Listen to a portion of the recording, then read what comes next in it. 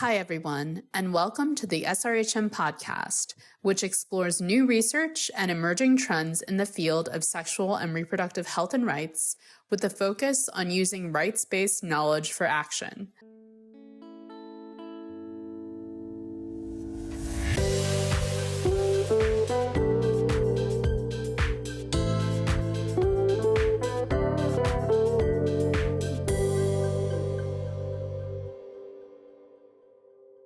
Hello for everyone. I'm Eszter Kismődi, Chief Executive of Sexual and Reproductive Health Matters, and I warmly welcome today Jamie Vernaelde, who is the Senior Researcher at Ipas.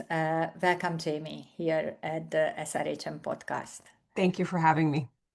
So today we are talking about an Ipas report on future-proofing the professionalization of an anti-rights youth generation.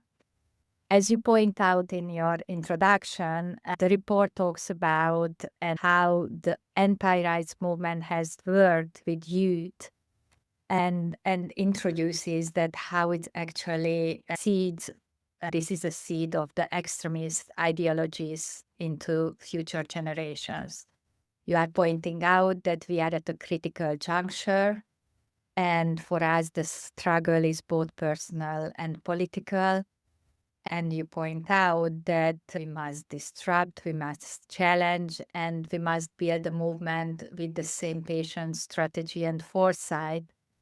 But, and it's very important, that is distinguishing with the anti-rights movement, that it's rooted in justice, freedom, and equality.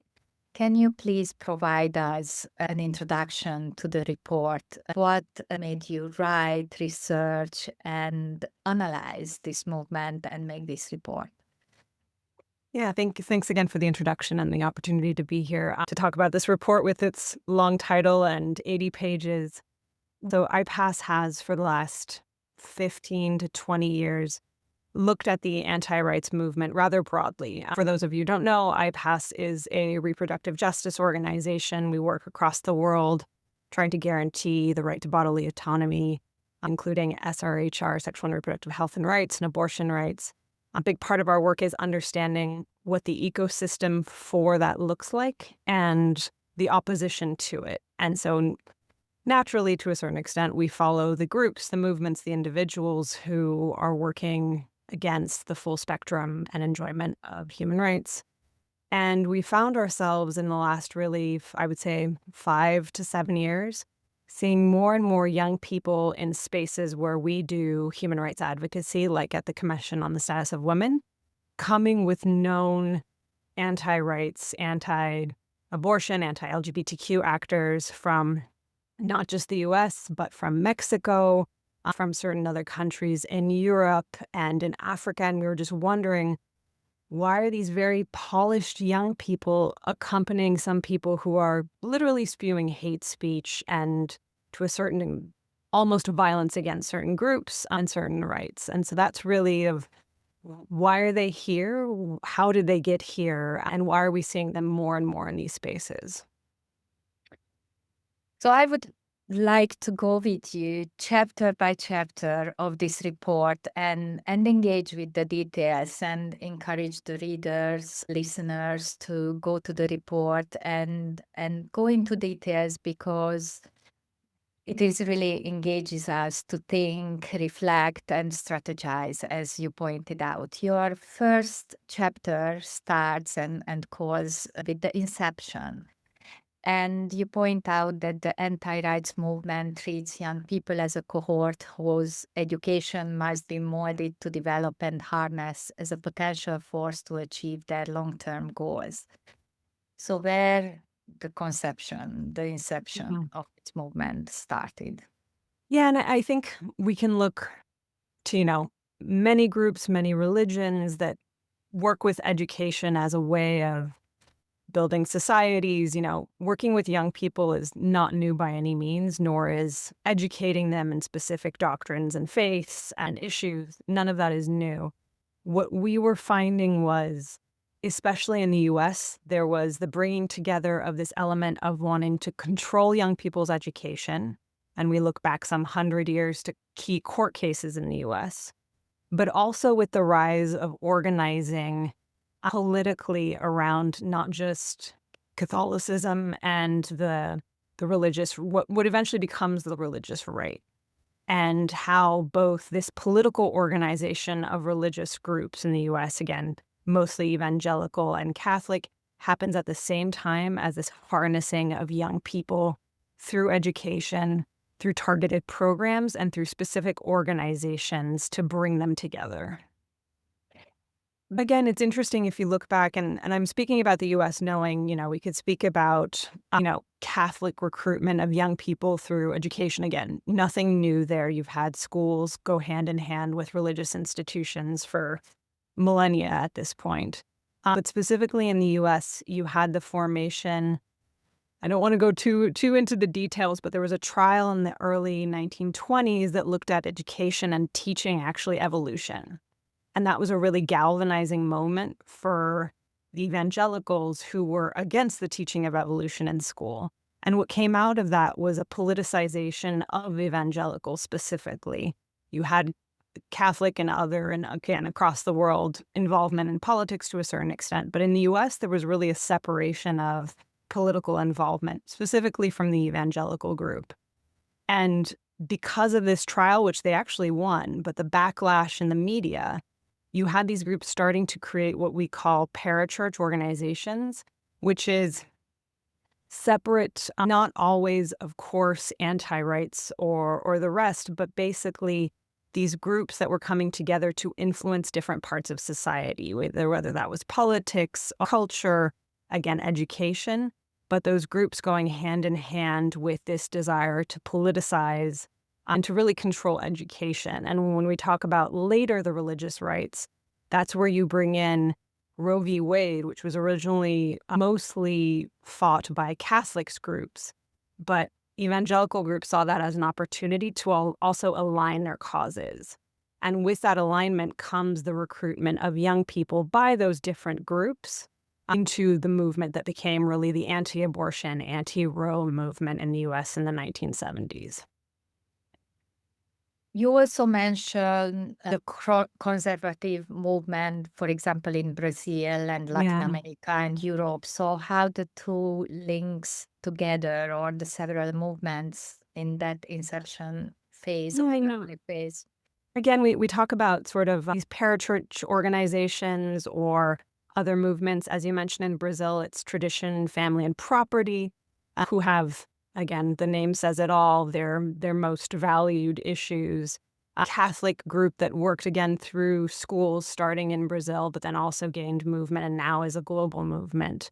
And we can also talk about Ordo Iuris, whose roots are very much another organization that is affiliated with the Catholic Church and got its start again through recruitment at university levels. So you have these different things happening. And the reason why we focus on the US is that there was really this desire to use, at the time, technology, radio, eventually television, to specifically target and evangelize and recruit young people. And these youth-led organizations, or seemingly youth-led organizations, that got young people involved in an issue and gave them a very concrete in-group.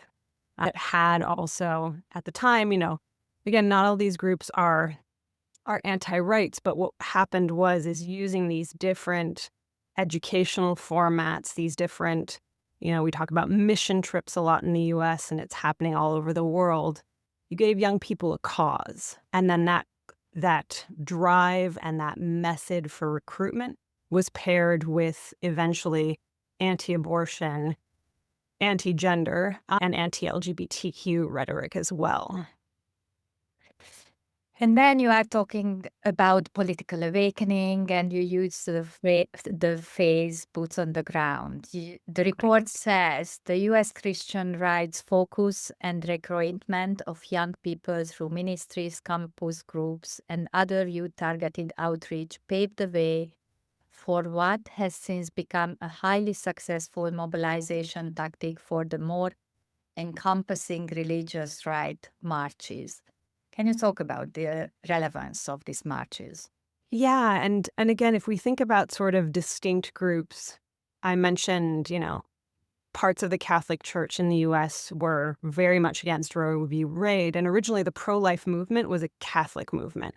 But because you had this separate evangelical political awakening or drive, they came together. And so that's where you get exactly what you mentioned. A March for Life is so emblematic of giving it's the pro-life movement, the anti-abortion movement very much gave a backbone, a structure for mobilizing young people through the church, through parachurch organizations like campus groups at the university level, but even younger.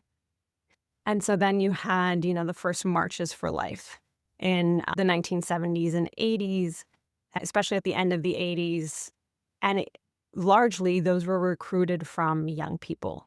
And again, now the March for Life is not just a U.S. organization. It is an organization and a movement, but you have it all over the world in, I think, documented 40 or 50 different countries. And that really ramped up, and we see a lot of this, ramped up in the late 90s and early 2000s, wherein countries were also decriminalizing abortion. And so again, these marches go hand in hand with political developments that are progress for SRHR. You point out that it was Donald Trump, the first sitting US president, who attended the march in 2020, and then it became a widespread movement that politicians around basically the world became part of these marches and this movement. Can you talk about the significance of that? It gives this is the political legitimacy, not just of Trump, and this last march had Vice President Vance in person speaking. I think in other cases we've documented the former president of Poland and other high-level religious leaders as well in the Catholic Church and elsewhere who attend these marches and speak. Leaders of anti-rights organizations in Spain who also are part of these marches. It gives political legitimacy to these movements. And I think in the example that you stated around 2020, you had key figures of the anti-abortion movement in the US, key influencers, young influencers, subsequently in Washington meeting then with members of the government and the administration. So again, it's where that pipeline has moved from boots on the ground, political awakening, activism, the cause that drives young people, to access. Political access, influence access as part of that pipeline. Can we just spend one moment? Because at this point, the listener may think, okay, why not politicians can have their own agenda and their own opinion and their own movement? Can we spend a moment we talk about anti-abortion? That can be, in principle, a personal view. But we talk about anti-abortion, anti-LGBTI, racism, migration. So can we just stop for a moment? Why is it actually problematic that politicians are involved in this movement? I think some politicians would say there's no problem at all, unfortunately. And I think it gets to bottling down of what the anti-rights movement has said, and again, rather recently, is that there are only some human rights. That basically, after the 1950s, we expanded human rights too much, which is just a great erasure of not only LGBTQI or abortion or contraception access, but also of women writ large. And the very, very principle of universality of human rights to all groups, regardless of race, age, gender, and all, right? I mean, it gets to, again, on a personal level, organizationally with Ipas, we believe in the right to bodily autonomy. And if politicians are saying, you as an LGBTQI person don't exist, don't matter, or should be persecuted, that's a violation of those rights. If it's saying you don't have control over your reproductive health, whether that's, we have politicians who are denying those very rights writ large. So that's why I would say it's critical to have politicians who listened to WHO health guidelines and science and And what that's treaties about. and constitutions and human rights laws, right? And again, unfortunately, it's not new. We focus on university students because, again, of the mobilization, the recruitment that happens through campuses that, especially in the U.S., that are quite large, easy to access. But whether it's about the anti-abortion movement or even about how you teach history, again, in the U.S., but it's not unique to anywhere, controlling young people and younger people, and we talk about children, is imperative for building infrastructure and like-minded future generations. Citizen Go, which is a Madrid-based anti-rights groups, they do a lot of petitions online and sign-up sheets. They're really, really active, not just in Europe, but in East Africa. And they work closely there with, just as an example, an organization called the Kenyan Christian Professionals Forum. And they specifically, this is not anything hidden, it's on their website, it's on Kenyan Christian Professionals website. They work with high school students, with secondary school students. And when you see their annual, they also participate in the March for Life. They organize it every year in Nairobi. You see young children in uniform. And again, that's not unique. You see that in Latin America, you see that in the US. Increasingly, you're seeing that in Europe.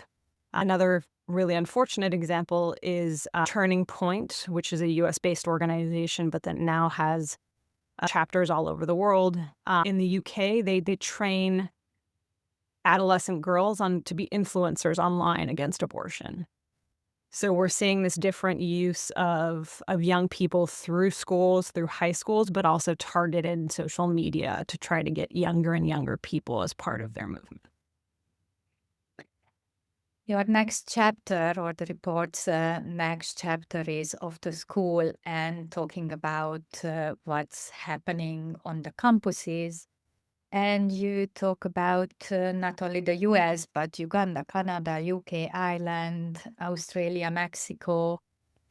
So how the campus-based, university, institutional-based influence of anti-rights, it's not just a slogan, anti-rights, it's actually anti-human rights. Messaging, education, how is it happening at the campuses? Yeah, so we've talked a bit about how, there are campus groups. Students for Life is a campus group that's really well known and again has now Students for Life all in different campuses all across the world. We've talked a bit about Opus Dei, Tradition Family Property, a lot of these campus-focused groups that do their recruitment and have meetings and all of the rest in those spaces. I'll speak a little bit about the US, but then some examples that we've been seeing lately in Europe. And that's really funding legal education in the US. Major universities that now have law schools that are funded by, frankly, dark money, but also billionaires who have deep ties to highly influential anti-rights actors in the U.S. To speak about Leonard Leo, who's tied to some of the reason why we currently have the U.S. Supreme Court conservatives that we do is these same networks of billionaire philanthropy, links to groups, again, like Opus Dei and others. Also, you have that happening elsewhere, like I mentioned. While two of those organizations are now defunct because of changes in government, one in Poland, one in Hungary, they've been highly influential in, again, creating institutions for young people to try to form them around their values against LGBTQI, against migrants, like we've mentioned as well. It's not just anti-abortion. It's a variety of different things that's very white nationalist, anti-migrant, replacement theory, conspiracy theories. And so you've had those educational hubs often where there's an increase in far-right politicians. Unfortunately, some examples that are very current are from Spain and from France, where you now have, again, not just billionaire funding, some of that as well, but lots of investment by far-right parties in journalist academies and legal academies. Some of them are official and have graduate programs, but some of them are just more training centers. And they are following, to a certain extent, and they explicitly say so, molds that have been created in the US. So they're all learning from each other. And again, these networks are rather small of people. Unfortunately, they are following along these far-right political gains that we're seeing at the moment blooming everywhere. Just to be concrete, you are giving two examples briefly. One of the Hillsdale College and the other one is Liberty University. Yeah. What these examples are showing?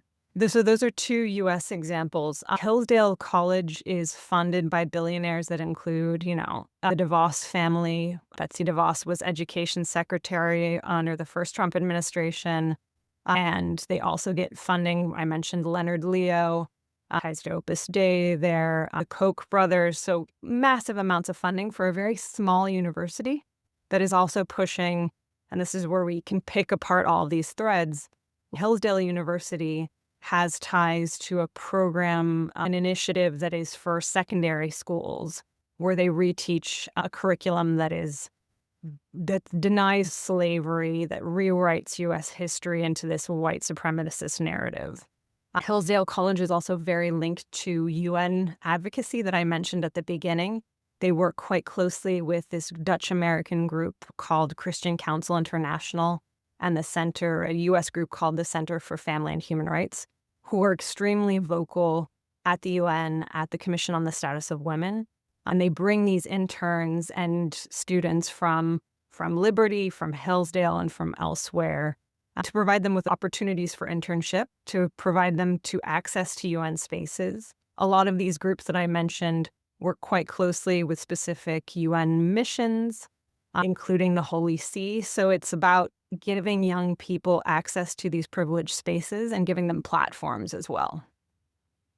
And when you are talking about the shaping the far right's curricula in Europe, you are mentioning, Hungary now, there is a system change, and hopefully it will address these now deeply rooted problematic educational factors as well. But you mentioned already Spain and France and Poland, and talk about that, how it works with stipends and fellowships. And you mentioned the investment, especially in law students, medical students. Why does it matter to target specific disciplines like law and... Yeah, so as we mentioned, we have some of these formal, semi-formal education spaces. In Poland, there was this Collegium Intermarium. In Hungary, things have changed, but there was the Matthias Corvinus Collegium, which also had a Brussels campus. So again, giving young people who are either in law programs or in sort of policy programs access to these privileged spaces to gain internships and work experience. So it's that work experience piece. But then to your point, you also invest in universities that provide medical training. We're at a moment where in the U.S., if you are denying the right to abortion, you're also working to deny the actual care and the experience of how to provide that care. So we are going to find ourselves potentially in either specific U.S. states, in other countries that are advancing anti-abortion initiatives, where there's going to be deserts of speciality on providing safe abortion care. And similarly, if you're investing in legal professionals who are working to undo rights, you're going to be further constricting those legal spaces. Also trainings for media and comms to be able to sell these narratives to not just current generations, but again, recruiting young people to speak to their own audiences, to craft that advocacy and policy language for wider people. So it's investing in different parts of society, essentially, in order to have a more unified anti-rights approach. And that is long-term and very much infrastructure-based. And as I was reading your report, I kept reminding myself that it is what the democratic movement has been doing since the Second World War, right? Investing in professional education, providing scholarship. The big difference is that it was in the context of democracy. It is in the context of equality. It is in the context of human rights. And the problematic element is the enhancement of anti-rights ideology. This is the problem. That takes us to the next chapter about lifelong learners. when the report says that investing in education and student organizing is one of the first steps of indoctrinating young people. Once students are fully imbued with conservative values, the anti-rights movement is also there to provide professional opportunities, often accompanying them throughout their careers. Can you talk more about this? Sure. And this is where, we talked a bit about formal education, semi-formal, continued training. There's training programs for not just what we would call anti-rights, but it's really ensuring that if you very much think of it as a pipeline, you're recruited at university, maybe even younger. You're provided with specific educational opportunities that are formalized, internships, and then you get to where you have potentially a young professional who can have further training programs that, again, if we looked at the spectrum of the actors involved, I mentioned this group, Christian Council International, that provides internships to Hillsdale students. In Europe, we've talked about Citizen Go a bit, which is linked to other far-right Spanish groups. No one group dominates these. They have different training programs, different academies that are tailored towards, again, we've talked about legal and others. So that's sort of this continuing accompaniment you see for the very young professional.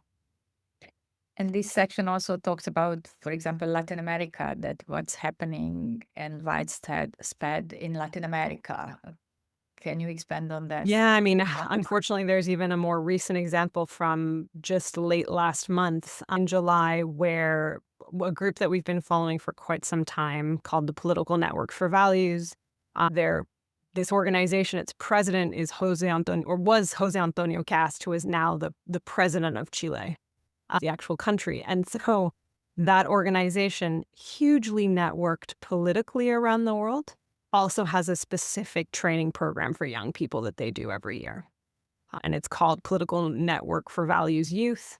And it's especially linked to Latin American youth, but also with this link back to Spain. It's what they refer to as, Ibero-America, Spanish, and that Spanish connection. And so that's where you see these ties and all this learning between European groups and Latin American groups. On page 39, you have a kind of graphic, what you call a multipolar ecosystem. What is this multipolar ecosystem?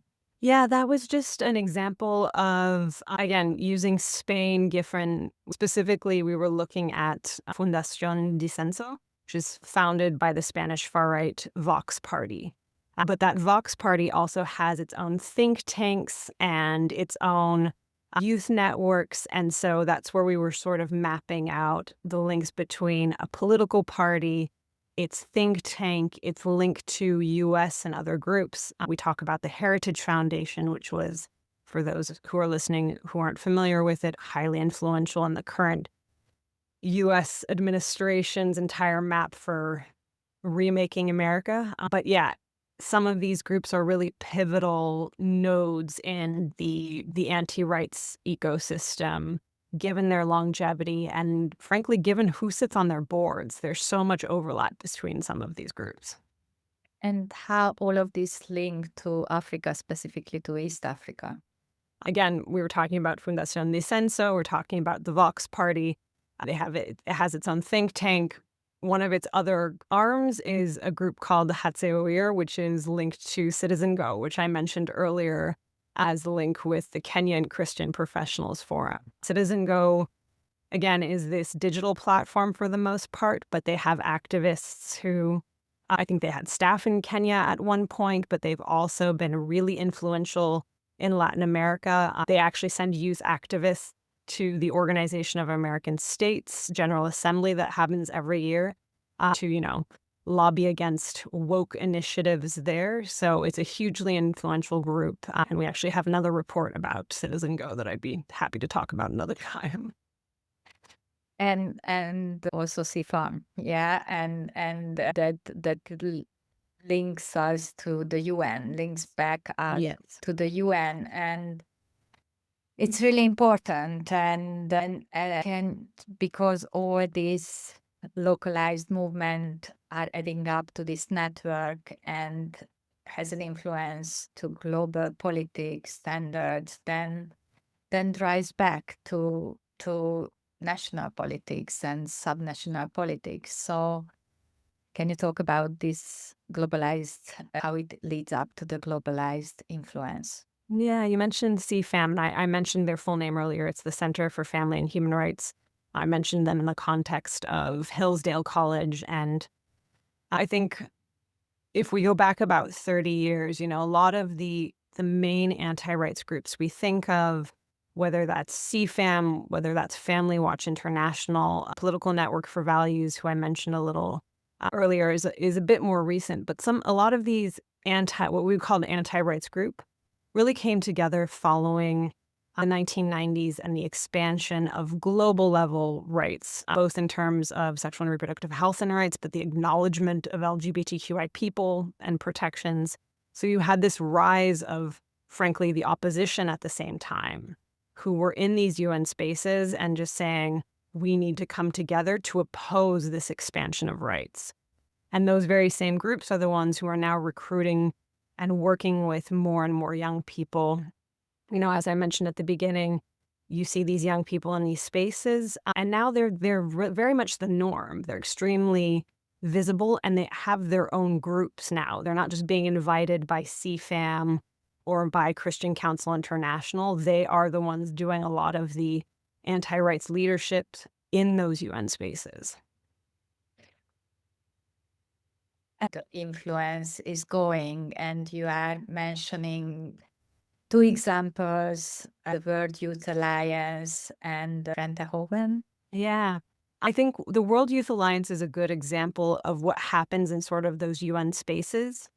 They do a lot of regional advocacy training. Again, they're a youth organization that are deeply linked to some of these other groups we've talked about. So I think we can't say that they're sort of organic, created on their own. They're very much propped up and part of this ecosystem of the groups that we've talked about.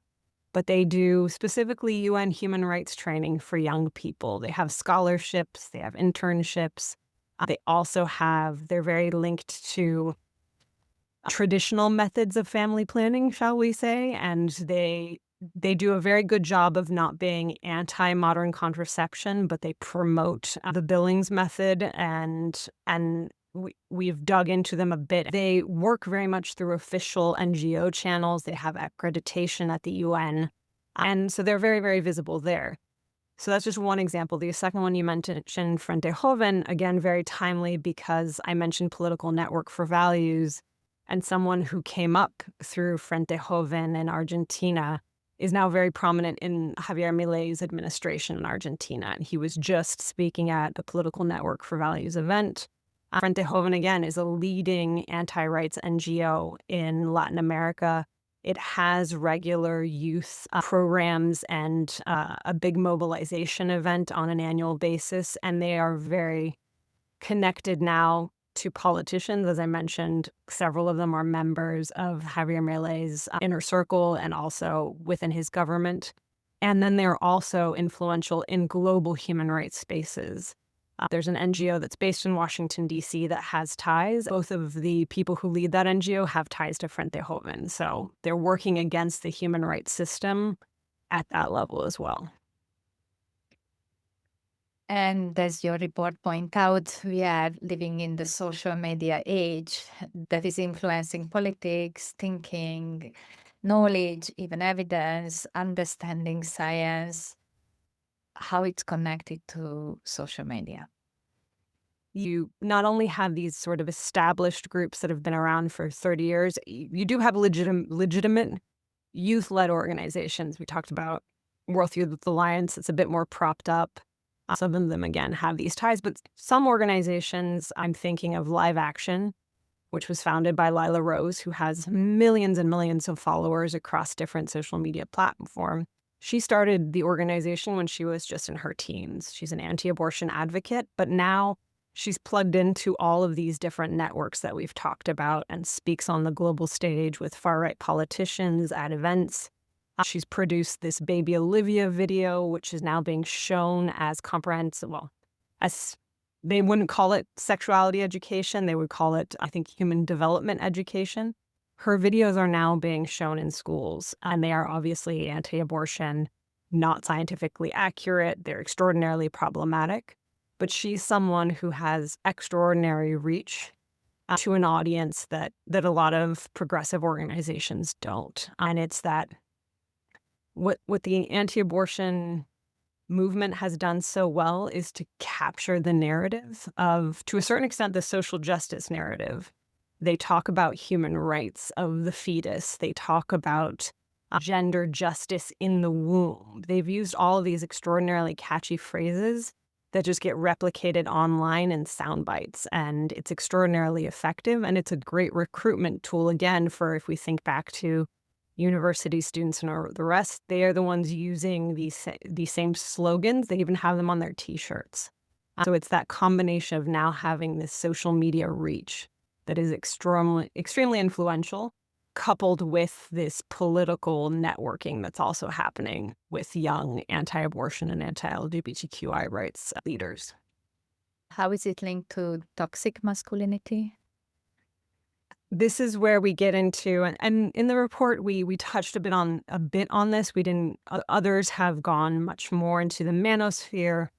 Now you also have the womanosphere. I talked a bit about earlier this group called Turning Point USA, which has been one of the proponents of traditional family, traditional gender roles, and that's where you get this melding of anti-science, anti-rights, traditional gender roles, the trad wife movement, and the pushing of these narratives that are anti-gender equality. And that's unfortunately being pushed also by younger and younger people online, and how that's all part of the same thread that we're seeing in terms of this investment and pipeline of the anti-rights groups. And it's just, social media is now a new tool that's being used to a certain extent by these groups, but also they're just benefiting from this ecosystem that perpetuates harmful gender norms, that is unfortunately deeply homophobic, anti-migrant, and that helps feed into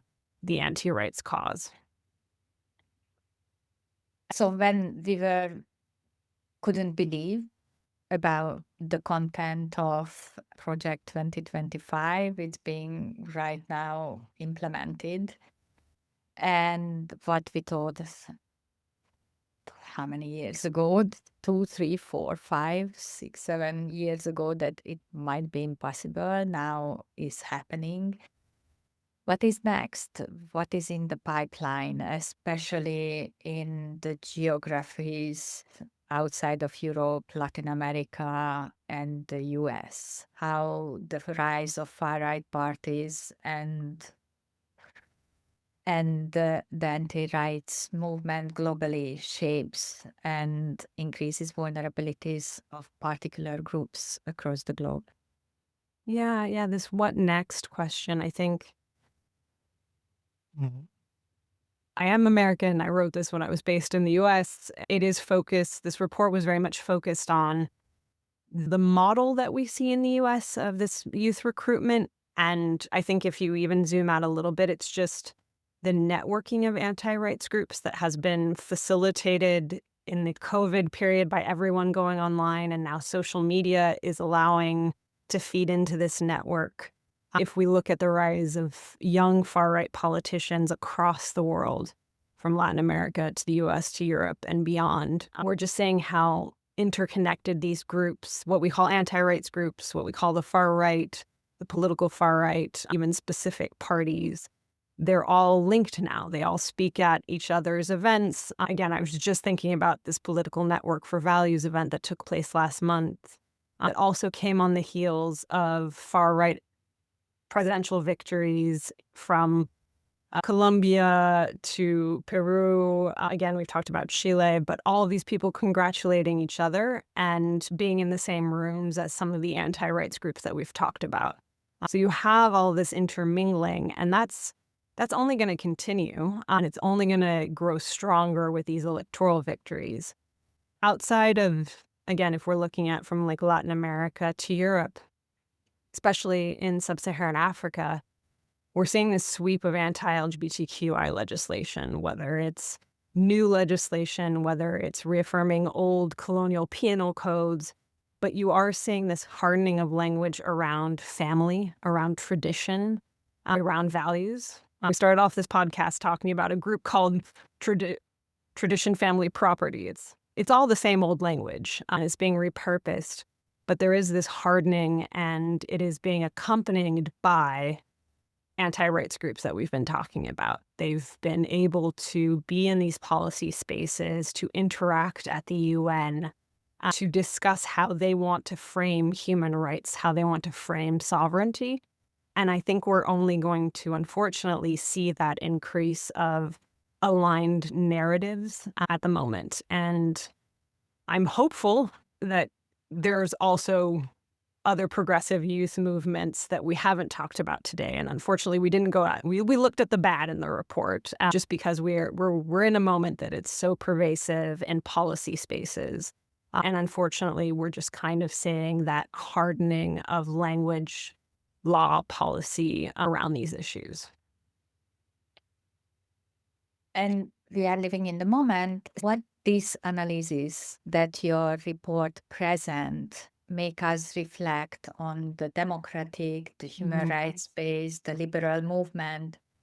Where can we learn, develop, strategize differently? Where do we get the hope, the enthusiasm, the energy? I'm personally getting it from Hungary as well, showing that youth involvement, engaging the young, and engaging really the youth in politics, when they develop their own understanding of their own rights-based democratic movement, can make a difference politically. So what do we learn, and how do we want to move forward to hold up democracies and human rights universally?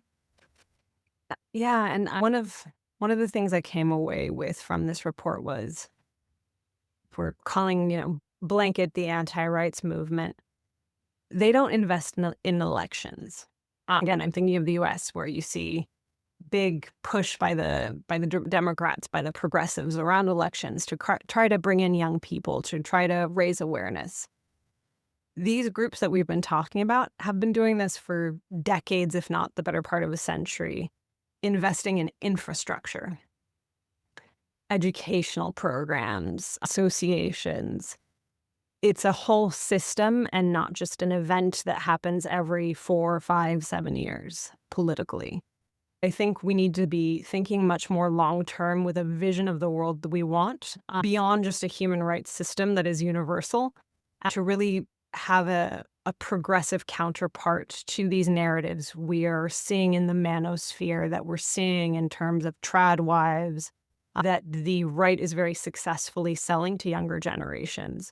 To your point, from India to Kenya to Hungary, we're seeing youth movements where young people are demanding their rights, often based on economic justice. And I think that that's possibly language we need to be much more familiar with, to not just to talk about human rights language that is still seen as lofty and elitist, but about real solutions to not just the economic crises that we're seeing globally, but the climate crises, to really talk about these things much more holistically.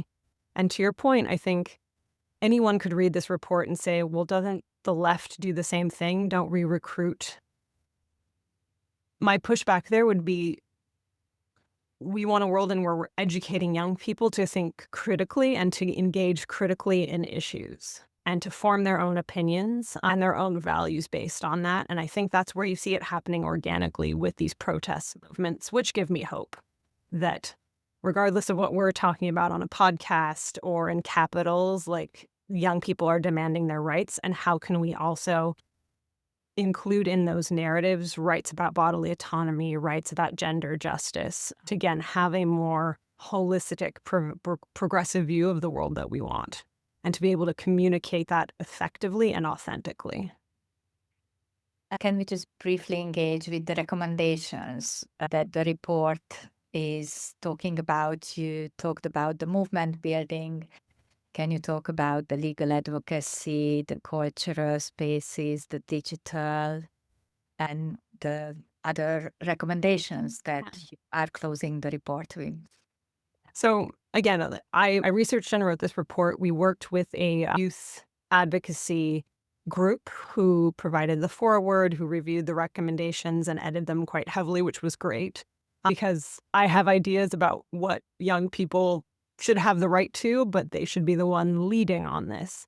And I think a couple of recommendations that I would pull based on the conversations I've had with both the reviewers of the report and others is I was in an advocacy meeting where the young person who was speaking about the report said, to a group of funders and governments, fund us like you want us to win. And that's such a heartbreaking call on one hand because it's so obvious, but we're also, and sorry to talk about another harmful moment, we're in a moment where official development assistance, U.S. funding, global health funding, funding writ large for human rights is constricting.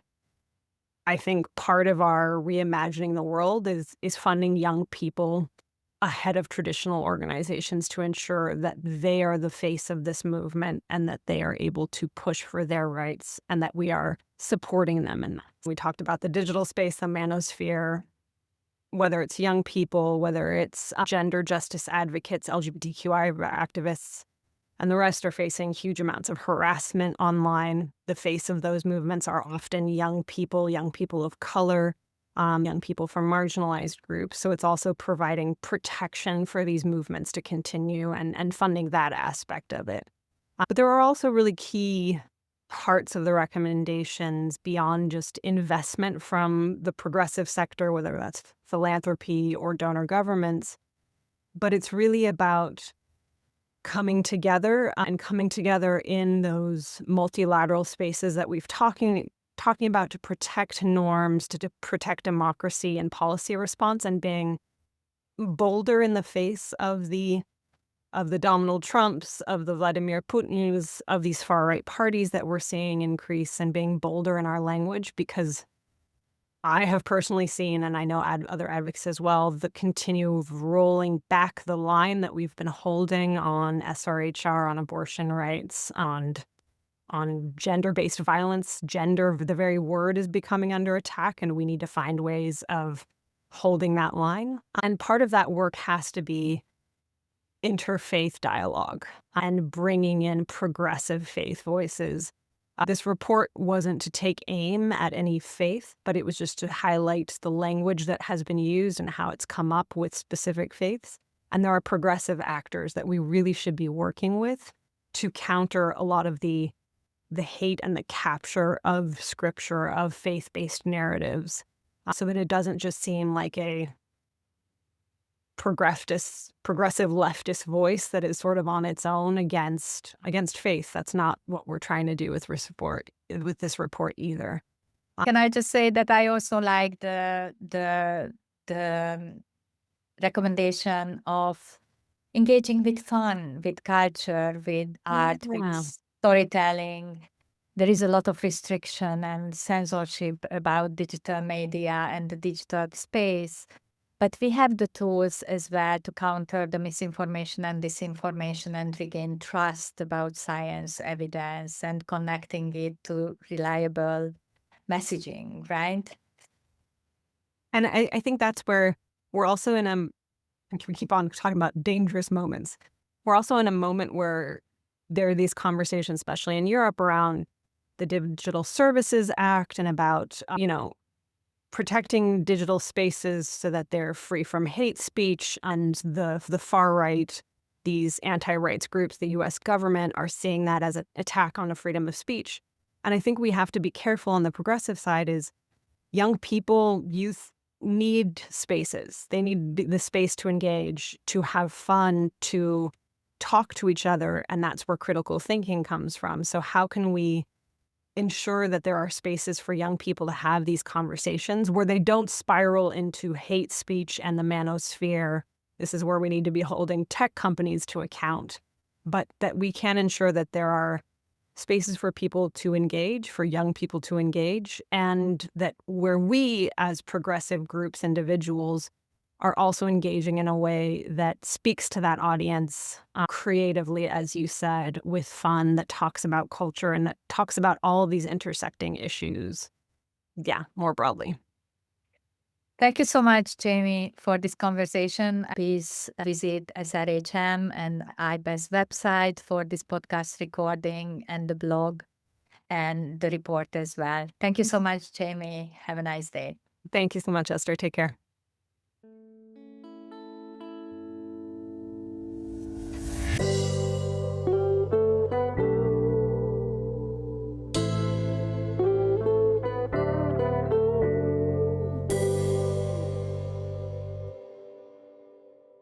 Thanks for joining us for this insightful conversation. Please check the show notes for a link to the SRHM Journal, which is available online and open access.